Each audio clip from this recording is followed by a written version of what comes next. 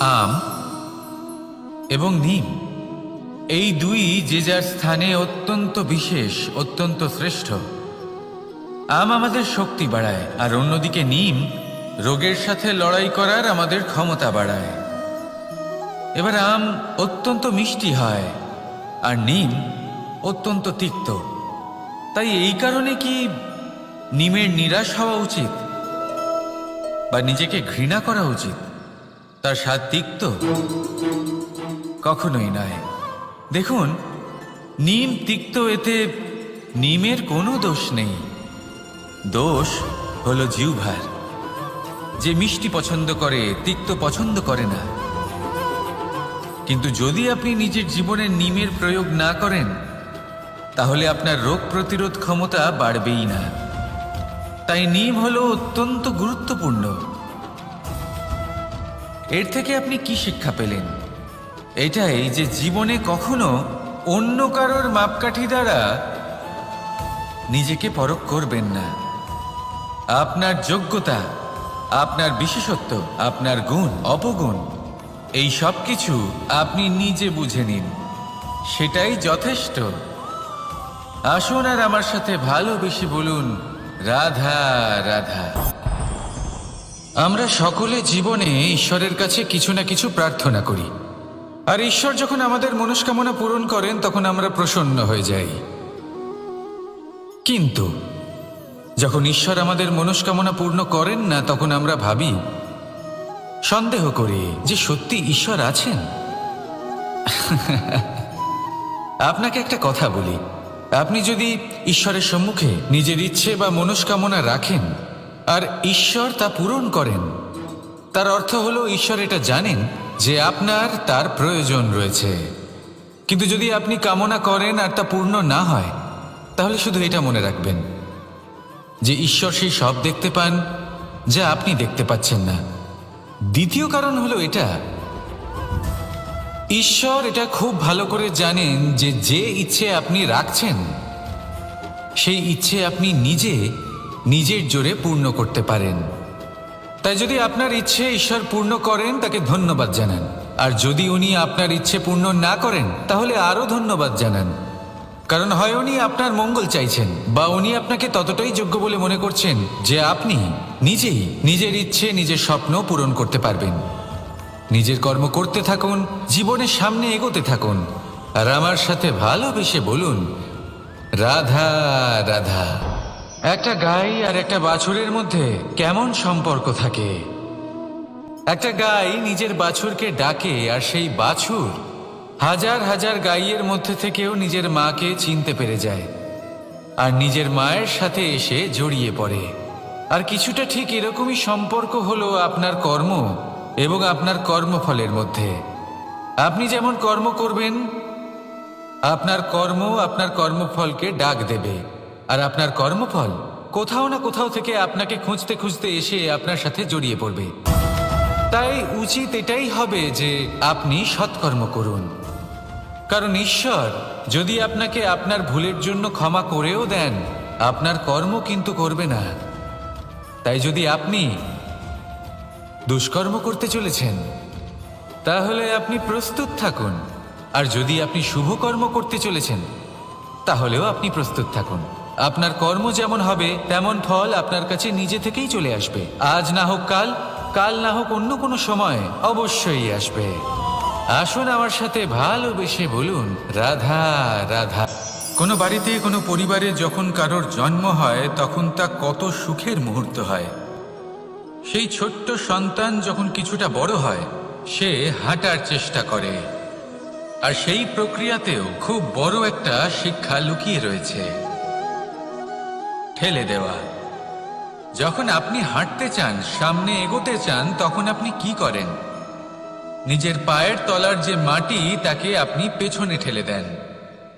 ব্যাস, এই একই জিনিস তো জীবনেও শিখতে হবে। এবার যদি আপনি জ্ঞানের পথে অগ্রসর হতে চান, তাহলে অজ্ঞানতাকে পেছনে সরিয়ে দিতে হবে। যদি আপনি প্রকাশের দিকে এগোতে চান, তাহলে অন্ধকারকে পেছনে সরিয়ে দিতে হবে। যদি আপনি ভবিষ্যতে সফল হতে চান, তাহলে অতীতের যে অসফলতাগুলিকে পেছনে সরিয়ে দিতে হবে। যে জল বইতে বইতে থেমে যায় তাকে আমরা নালা বলে থাকি, তার থেকে দুর্গন্ধ বের হয়।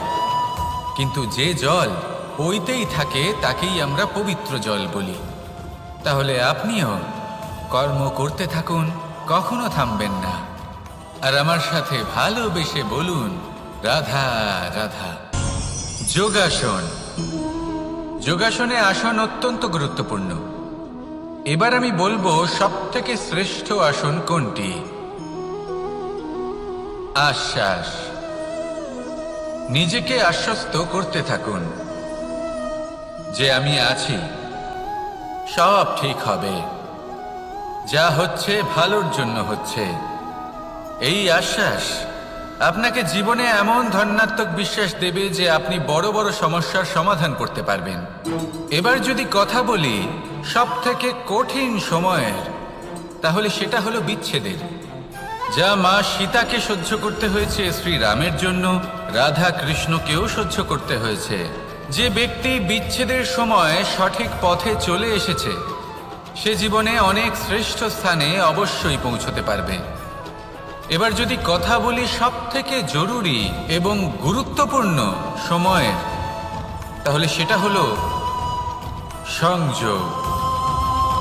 সকলকে সাহায্য করতে থাকুন। আপনি অন্যদের সাহায্য করে তাদের যত আনন্দ দিতে পারবেন ততটাই আনন্দ আপনারও জীবনে অবশ্যই আসবে। আসুন আর আমার সাথে ভালোবেসে বলুন, রাধা রাধা।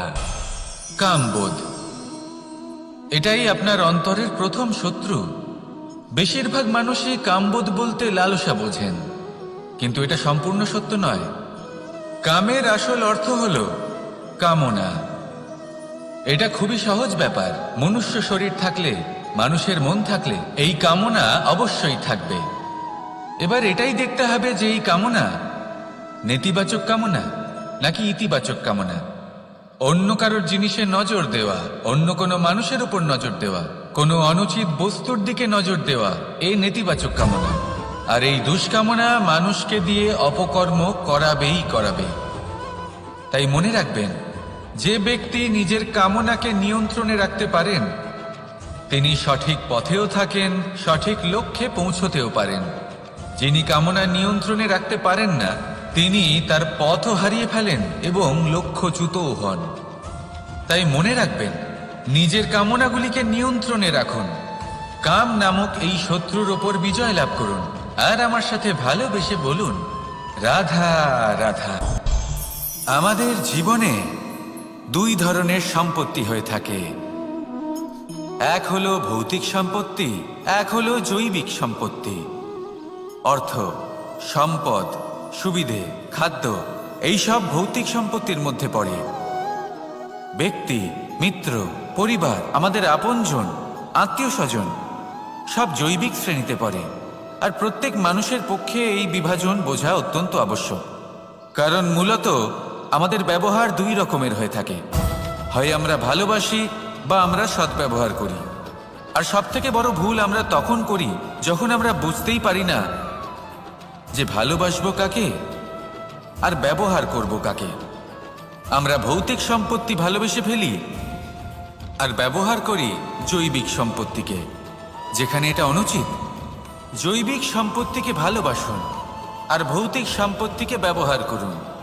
যেদিন আপনার মধ্যে এই বোধ জাগ্রত হবে যে কাকে ভালোবাসবেন আর কাকে ব্যবহার করবেন, সেই দিন আপনার জীবনে শুধুই শান্তি বিরাজমান হবে। আর তখন এই মন প্রসন্ন হয়ে বলবে, রাধা রাধা। কাল, আজ এবং কাল, আমাদের সমগ্র জীবন এই তিনটির আশেপাশেই ঘুরতে থাকে। আমরা সবসময় বিগত সময়ের বিষয়ে ভাবতে থাকি। অতীতে যদি আমাদের দ্বারা কোনো ভুল হয় সেই বিষয়ে ভেবে ভেবে আমরা সবসময় অনুতাপ করতে থাকি। এটা উচিত নয়। দেখুন, অতীতের থেকে শিক্ষা লাভ করা অত্যন্ত আবশ্যক, কিন্তু সেই ভুল যাতে আবার না হয় সেই কাজটা কিন্তু আপনাকে বর্তমানেই করতে হবে, তাই না? দ্বিতীয় কথা, আমরা সবসময় ভাবি আগামী দিনের বিষয়ে, ভবিষ্যতের বিষয়ে। আমরা ভাবি যে কাল করে নেব, আজ এই কাজ করতে পারছি না, কোনো ব্যাপার নয়, কাল করে নেব। আজ কাজটা শুরু করতেই পারলাম না, কোনো ব্যাপার নয়, কাল করে নেব। আজকের দিনটাই ভালো ছিল না, কোনো ব্যাপার নয়, সেটা কাল করে নেব। ব্যাপারটা বুঝুন, আপনি নিজের সময় নষ্ট করছেন। দেখুন, এই যে কাল, তা কখনোই আপনার হাতে আসবে না। তাই যে কাজ করতে চান সেটা আজকেই করুন, অন্তত শুরুটা করুন। কারণ এই আগামী সময় তা সবসময় আপনার থেকে এক কদম আগে থাকবে, একদিন এগিয়ে থাকবে। জানেন কেন? কারণ এই কাল আপনার জন্য অপেক্ষা করবে না, সেই জন্য আপনিও এর জন্য অপেক্ষা করবেন না। যা করার তা আজকেই শুরু করুন। কারণ যে বর্তমানে নিজের ভিত স্থাপন করেন না, ভবিষ্যৎকালে তার সুন্দর শক্তিশালী ভবন কখনো নির্মাণই হয় না। আসুন আর আমার সাথে ভালোবেসে বলুন, রাধা রাধা। সাফল্য খুব সহজ এক শব্দ। এটা হলো সেই সব শব্দের মধ্যে অন্যতম যা মানুষ একটু বুঝলেই ভাবেন সব বুঝে ফেলেছি। আর যেই উনি বুঝতে পারেন সাফল্য কি, আজীবন সেই সাফল্যের পেছনেই ছুটতে থাকেন। এই সাফল্য হলো একটা খেলার মতো, যাতে মানুষ নিজের সমস্ত জীবন বাজি লাগিয়ে দেন। আর প্রত্যেক খেলার মতোই এরও কিছু নিয়ম রয়েছে। আর প্রাথমিক নিয়ম হলো, এই সাফল্য লাভ করার জন্য সাফল্য লাভ করার স্বপ্ন আপনাকে অবশ্যই দেখতে হবে আগে। হ্যাঁ, কিন্তু শুধুমাত্র স্বপ্ন দেখলেই কিছুই হবে না। স্বপ্ন দেখুন, তারপরে আপনার নিজের নিদ্রাকে ভঙ্গ করতে হবে, দিনরাত পরিশ্রম করতে হবে, দিনরাত চেষ্টা করতে হবে। তবেই এই সাফল্য আপনার কাছে আসবে আর আপনার পদানত হবে। তাহলে স্বপ্ন দেখুন আর পরিশ্রম করে তাকে সার্থক করুন। যদি এটা করেন তবেই সাফল্য সহজেই আপনার কাছে আসবে। আর তখন মন প্রসন্ন হয়ে বলবে, রাধা রাধা। সমস্যা, প্রত্যেকের জীবনেই সমস্যা আসা যাওয়া করে। আর প্রত্যেক মানুষ সমস্যা আসার পর তার সমাধান খুঁজতে উঠে পড়ে লাগে। কিন্তু যখনই সমস্যার সমাধান হয়ে যায়, আমরা সুপ্রসন্ন হয়ে যাই এবং অসাবধানও হয়ে যাই। আমাদের মনে হয় যে আমরা সম্পূর্ণরূপে সমস্যার অন্ত করেছি, কিন্তু কোথাও না কোথাও একটা ছোট্ট বীজ রয়েই যায়। আর সেই বীজ আমাদের অসাবধানতার ছত্রছায়ায় বড় হতে থাকে, আর তারপর মহা সংকট হয়ে আবার আমাদের উপর আক্রমণ করে। এই সংকট যে কোনো রূপে আসতে পারে, কোনো শত্রুর রূপেও আসতে পারে, বা কোনো মহামারীর রূপেও আসতে পারে। সেই জন্য সবসময় সাবধান থাকাই উচিত। কারণ অসাবধান হলে কি হয়, আমাদের সুরক্ষা চক্রে একটা ছেদ উৎপন্ন হয়, আর আমাদের শেষ করতে পারে এমন এক বাণ সেই ছেদ বিন্দু হয়ে আমাদের হৃদয়ে প্রবেশ করতে পারে। তাই যে কোনো সমস্যার সমাধান করুন, জয়ী হন, উৎসবও পালন করুন, কিন্তু সাবধানে থাকবেন। আসুন আর আমার সাথে ভালোবেসে বলুন, রাধা রাধা। এই সংসারের অন্তের এর বিনাশের প্রারম্ভ কিভাবে হয়? কোনো যোগের মাধ্যমে, কোনো ভয়ানক অসুরের আগমনে, নাকি প্রকৃতির রাগের কারণে? না, এই সংসারের বিনাশের প্রারম্ভ হয় আমি থেকে। এই আমি, এই তুমি, এটা আমি করেছি, ওটা তুমি করেছো, এটা আমার, ওটা তোমার, আদি ইত্যাদি। এই ভাব যখন মনে বাসা বেঁধে নেয়, সর্বপ্রথম ঘর ভাগ হয়, তারপর বসতি, তারপর প্রাণ, আর তারপর দেশ, আর সবার শেষে সমস্ত সংসার ভাগ হয়ে যায়। আর এই ভাগ হয়ে যাওয়া শেষে মনোমালিন্যে পরিণত হয়। এখন এমত অবস্থায় কি করা যেতে পারে? কিভাবে বাঁচা যায় এই পরিস্থিতির থেকে? কিভাবে দূরে থাকা যায় এই বিনাশের থেকে? উত্তর সেই একটাই, করুণা। একে অপরের দরকারগুলি বুঝুন, একে অপরের সমস্যাগুলি বুঝুন, একে অপরের দুঃখের সাথী হয়ে দাঁড়ান, একে অপরের সুখের ভাগীদার হন। আর শেষে যখন এই আমি আমরাতে পরিণত হবে, তখন এই বিনাশ নিজে থেকেই দূরে চলে যাবে। তাহলে আমরাতে বিশ্বাস করতে শিখুন আর আমার সাথে ভালোবেসে বলুন, রাধা রাধা। এই মুদ্রা, এবারে ভাবুন এটাই আমাদের জীবন, জীবনের সুখ আর দুঃখ। এই মুদ্রার এই জীবনের দুটি দিক। কিন্তু যখনই আমরা ঈশ্বরের কাছে প্রার্থনা করি তখনই আমরা সুখ চাই, আর সেই সুখ আসেও। আর যখনই সেই সুখ আসে তখন ব্যক্তি সর্বপ্রথম তাকে ভুলে যায় যে দুঃখের সময় ওনার সাথে ছিলেন। আর এমত অবস্থায় উনি সাহায্য করেন না, উনি করেন উপকার। আর এই উপকারের বদলে মানুষের থেকে উনি নিজের জন্য শ্রদ্ধা চান। আর সেই শ্রদ্ধা, সেই চাহিদার কারণে উনি নিজেকে অন্যদের থেকে শ্রেষ্ঠ, অন্যদের থেকে ভিন্ন মনে করতে বিবশ হয়ে যান। আর আলাদা হবার কারণে তার মধ্যে জেগে ওঠে অহংকার, আর সেটাই হয় তার পতনের কারণ। এবার এতে কি করা যেতে পারে, কি চাওয়া যেতে পারে ঈশ্বরের কাছে? এই প্রশ্ন অবশ্যই মনে আসে। ঈশ্বরের কাছে চান সুখ, শুধুমাত্র ততটাই যাতে অহংকার না আসে, আর দুঃখ ততটাই যাতে শ্রদ্ধা না চলে যায়। রাধা রাধা। এই সংসারে এমন কিছুই নেই যে সব সময় একই থাকবে। যা কিছু নির্মাণ হয়েছে তা একদিন অবশ্যই ভেঙে পড়বে, কিন্তু এই ভেঙে যাওয়ার বিশ্লেষণ আপনি কিভাবে করবেন তা আপনার উপরে নির্ভর করছে। ওই আকাশের দিকে তাকান, ওই মেঘ, ওটাও ভেঙে পড়ে, কিন্তু নিজে ভেঙে পড়ার সাথে বর্ষাকে তৈরি করে যায়। মাটির ডেলা অবশ্যই ভেঙে পড়ে, কিন্তু ব্যবহারযোগ্য মাটির রূপ নিয়ে। এই ধরিত্রীর বুকে কোনো এক বীজ যখন ভেঙে পড়ে তখন ধরিত্রীর উপর এক বিশাল আকারের বৃক্ষ নির্মাণ করে। যদি জীবনে কিছু ভেঙে পড়ে তাহলে নিরাশ হয়ে পড়বেন না, নিজের সাহস হারাবেন না। ধনাত্মক দৃষ্টিভঙ্গি দিয়ে দেখতে চেষ্টা করুন। মনে করুন নিয়তি নিশ্চয়ই আপনার জন্য আরো ভালো কিছু ভেবে রেখেছে, যা ভবিষ্যতে আপনার প্রতীক্ষা করছে। ধনাত্মক চিন্তা ভাবনা করতে থাকুন, তারপর দেখবেন শ্রেষ্ঠ রচনা নিজেই তৈরি হবে। রাধা রাধা। চলতে থাকা, থেমে যাওয়া, বিশ্রাম নেওয়া, তারপর দম নিয়ে পুনরায় দাঁড়িয়ে পড়া, আর তারপর আবার সেই পথ চলা। এটা জীবনের অভিন্ন এক অঙ্গ, এটার থেকে আপনি পালাতে পারবেন না। কিন্তু এই অঙ্গকে আপনি নিজের জীবনে কিভাবে প্রয়োগ করবেন, কিভাবে তাকে কাজে লাগাবেন, সেই সিদ্ধান্ত আপনাকে নিতে হবে। যারা হেরে যান তারাও জীবনে থমকে যান, আবার যারা জেতেন তারাও দাঁড়িয়ে পড়েন। যারা হেরে যান তারা হাঁপিয়ে দাঁড়িয়ে পড়েন, যারা জিতে যান তারা দাঁড়িয়ে পড়েন সেই সর্বোচ্চ স্তরে পৌঁছে গিয়ে। এবার দাঁড়াতে তো আপনাকে হবেই, তা হতেই হবে। কিন্তু কখন, কিভাবে দাঁড়াবেন, ক্লান্ত হয়ে নাকি সর্বোচ্চ স্তরে পৌঁছে গিয়ে, সেই সিদ্ধান্ত আপনার।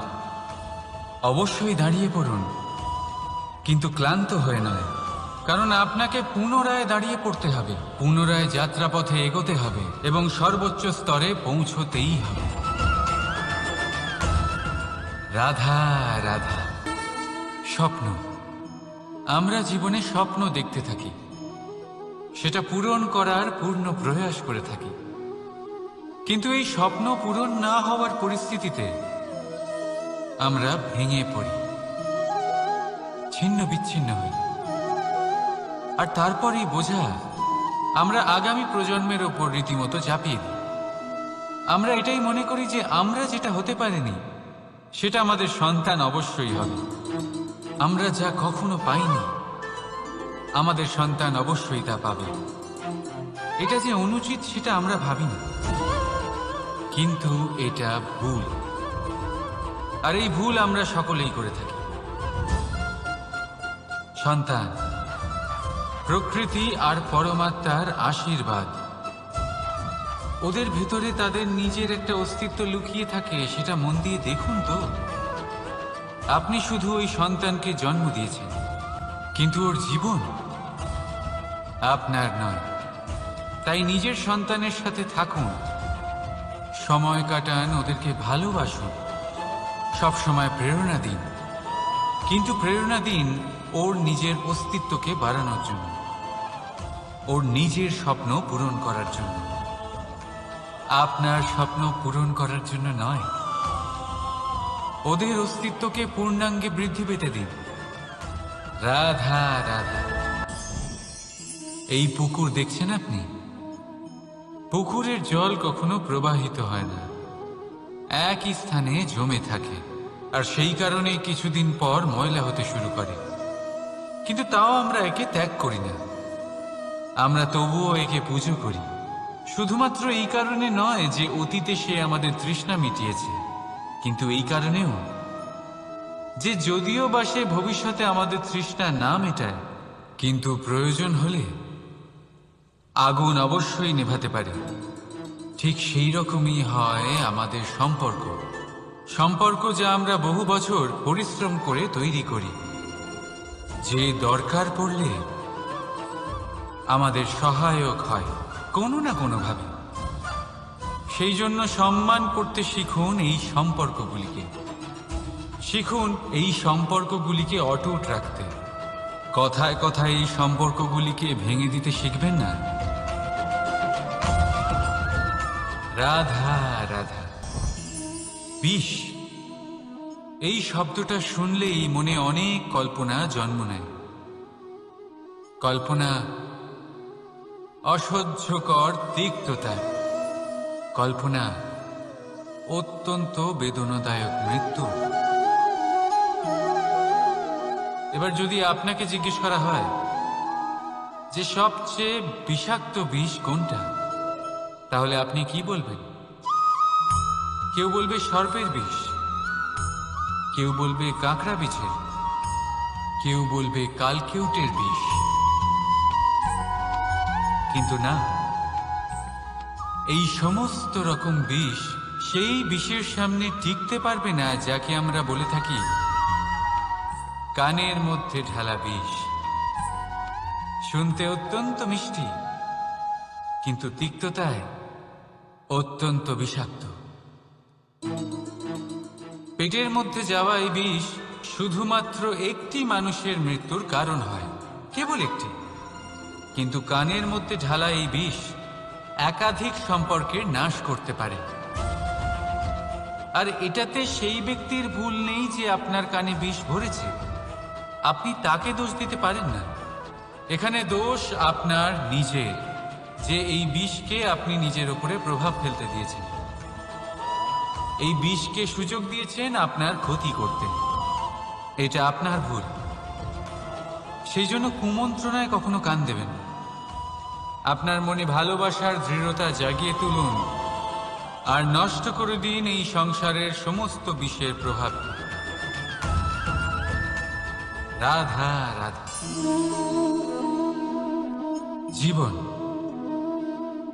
আমাদের এই জীবন, সুখ আর দুঃখ, এই দুইয়ের মিশ্রণ। এদের সংমিশ্রণই জীবনের ভারসাম্য বজায় রাখে। এখন এই সুখ, সুখ এমন এক বস্তু যাকে সবাই খুঁজে চলেছে। দুঃখ এমন এক অনুভূতি যা সবার কাছে আছে। আমাদের প্রত্যেকের জীবনে সুখ আর দুঃখ আসতে থাকবে আর যেতেও থাকবে, এটা অবশ্যই জীবনে থাকবে। কিন্তু সফলতা, এটা সবার জীবনে আসে না। কেন? কারণ এই সফলতা সুখ আর দুঃখের দ্বারা প্রাপ্ত হয় না। সফলতা প্রাপ্ত হয় নিজের উপরে বিশ্বাস করতে থাকলে। আকাশের ওই সূর্যকে দেখুন, সূর্যের বিশ্বাস আছে নিজের উপর যে সে সমস্ত জগৎকে আলোকিত করতে পারবে। নিজের প্রথম রশ্মি দিয়ে অন্ধকারকে দূর করতে পারবে। সূর্য এই বিশ্বাস নিয়েই আসে, আর কিছুক্ষণের মধ্যেই সমস্ত সংসার থেকে অন্ধকারকে বিনাশ করে ফেলে সে। তাহলে মনে রাখবেন, এই সুখের আভাস, এই দুঃখের অনুভূতি আসতেও থাকবে আর যেতেও থাকবে। শুধু নিজের উপরে বিশ্বাস রাখুন, তারপর দেখবেন এই সফলতা আপনার দাস হয়ে থাকবে। রাধা রাধা। চাঁদ কত শ্রেয়, শুভ্র, কত সুন্দর, কিন্তু যদি আপনি মনোযোগ সহকারে দেখেন তাহলে দেখবেন এই চাঁদেও দাগ আছে। আর এই দাগগুলি থাকার কারণে কি এই চাঁদের মাহাত্ম্য কখনো কমে যায়? কখনো নয়। এর কারণ হলো চাঁদের নিরন্তর চেষ্টা। একবার এই আকাশে দেখুন, এই অন্ধকার সবসময় চেষ্টা করে চাঁদকে ঢেকে দেওয়া, কিন্তু এই চাঁদ সবসময় এই অন্ধকারের সাথে লড়াই করতে থাকে। অমাবস্যা থেকে শুরু করে চাঁদের এই যাত্রা পূর্ণিমা অবধি পৌঁছেই যায়। আর তাই এই চাঁদের পুজো করা হয়, এই কারণে এই চাঁদকে মাহাত্ম্য দেওয়া হয়। এইভাবেই যদি আপনার মধ্যে কোনো দোষ থাকে, কোনো খারাপ কিছু থাকে, তাহলে সেটা কোনো বড় ব্যাপার নয়।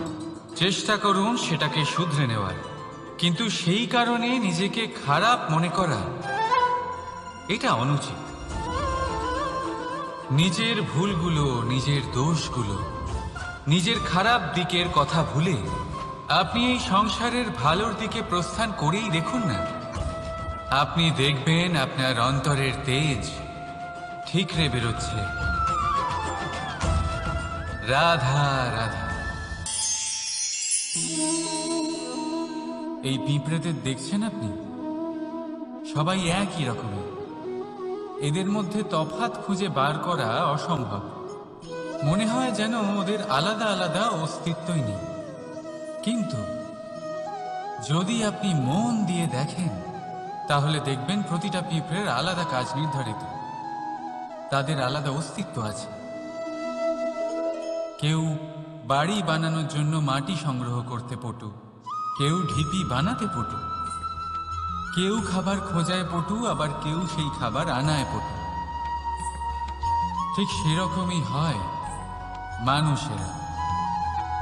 মনে হতেই পারে সবাই একই রকম, কিন্তু প্রতিটা মানুষের ব্যক্তিত্ব, প্রতিটা মানুষের অস্তিত্ব ভিন্ন হয়।